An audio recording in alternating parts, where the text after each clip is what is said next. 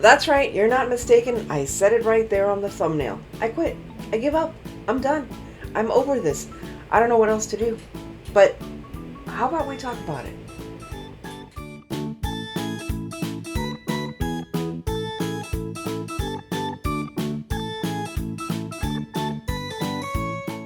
So once again, I was challenged to organize my craft room.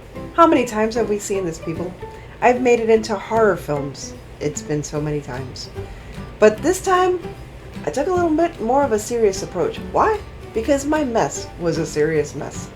So instead of just starting square one and just trying to get everything out of the craft room to try to get it all into the craft room, once again, I learned a little bit more about psychology.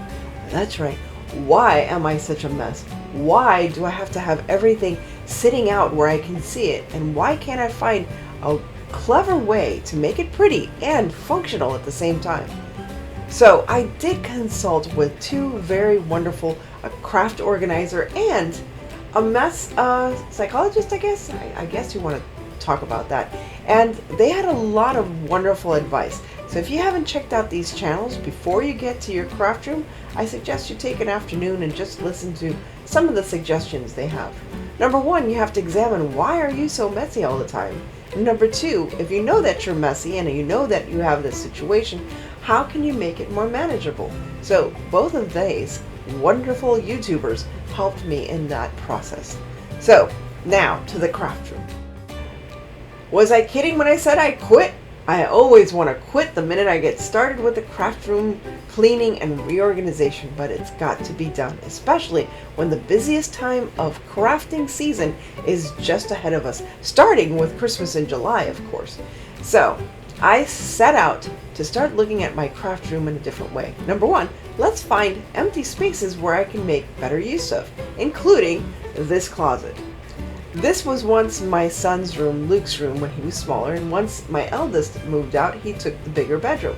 So once he moved into Ethan's room, I had this craft room, which I took over last year. Now since then, I have tried to reorganize this space in many ways, but what I didn't take advantage of was the closet, because it was hiding things that now I don't know where I'm going to put those, because I have things like, ceramic dolls and porcelain dolls and other things that I really just didn't want to deal with it. And that's one of the number one problems, is when you just shove things in a closet or in a drawer that you don't want to deal with, eventually you're going to have to deal with that and much more. So it's better to just take things out, deal with it right then and there, and figure out what you're going to do. Now I'm going to put in some functional shelving. That's right. I found this wonderful shelving at a garage sale, and I thought this would be perfect because it matches some other shelving that I already have in this room.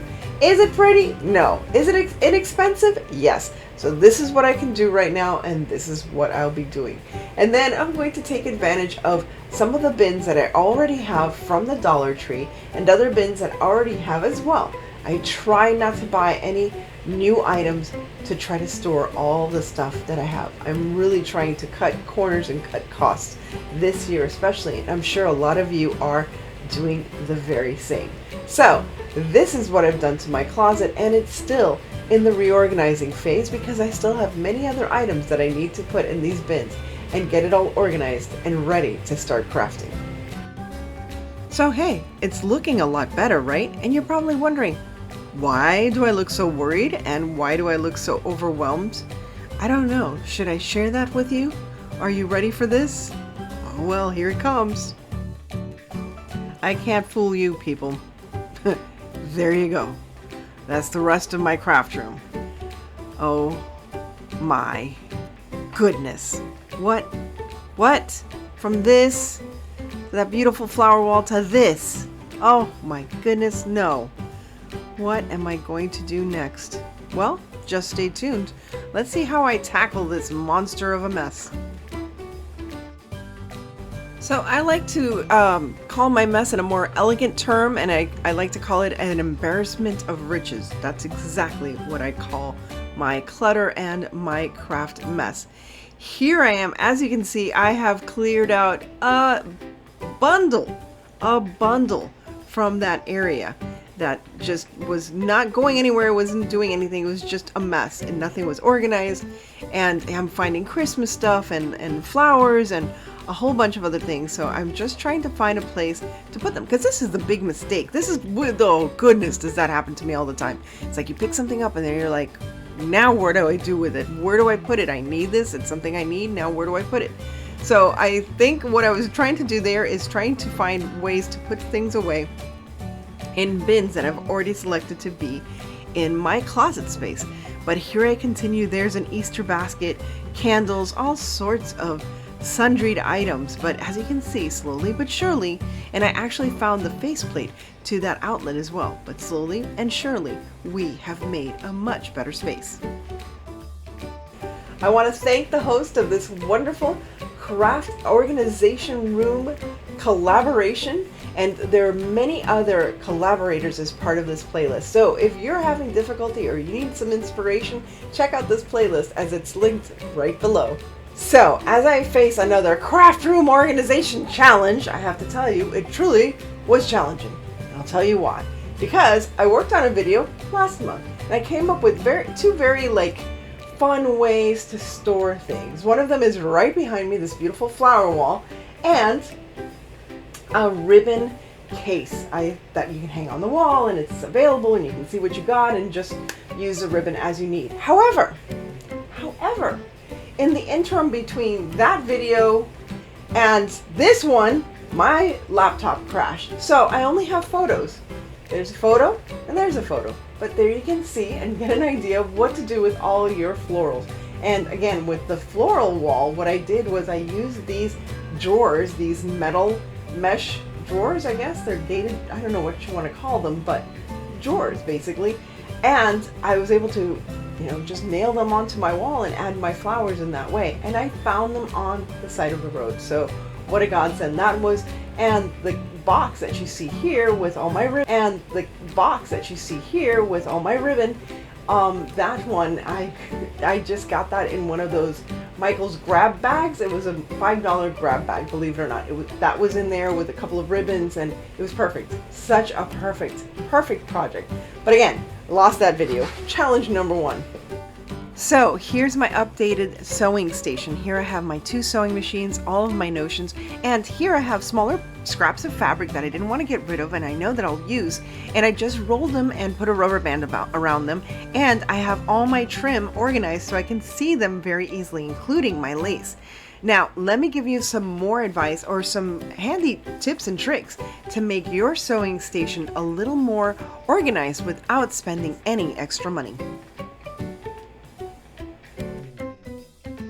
So instead of having fabric rolled up and put away into bins like I did, or worse, just thrown onto a shelf, use these handy dandy little tools.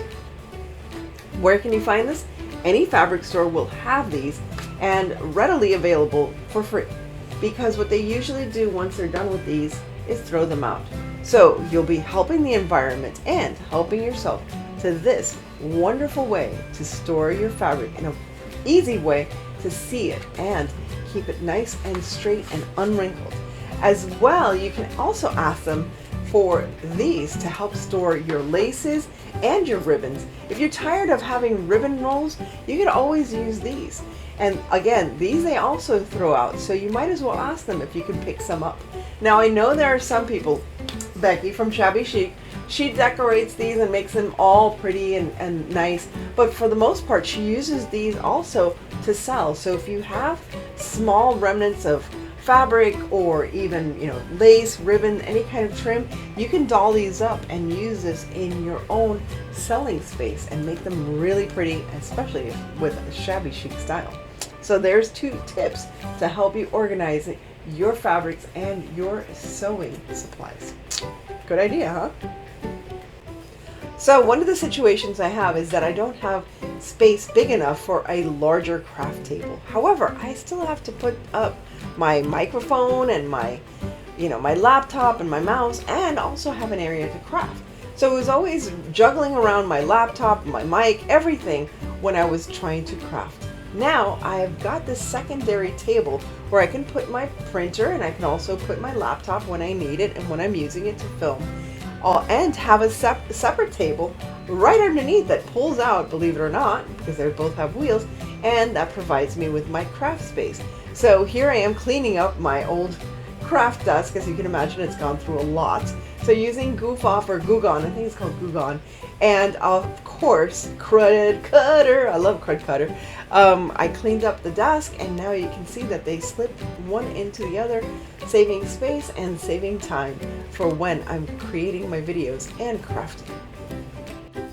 Anyway, thank you again for stopping by, and as I mentioned before, please remember to check out the playlist of other craft room organization plans, ideas, and inspirations. Thank you once again for hosting this wonderful challenge, and as I always say, stay safe, be kind, God bless each and every one of you, and remember to live the adventure. And there are many more adventures yet to come here on my channel, so I hope you come back very soon.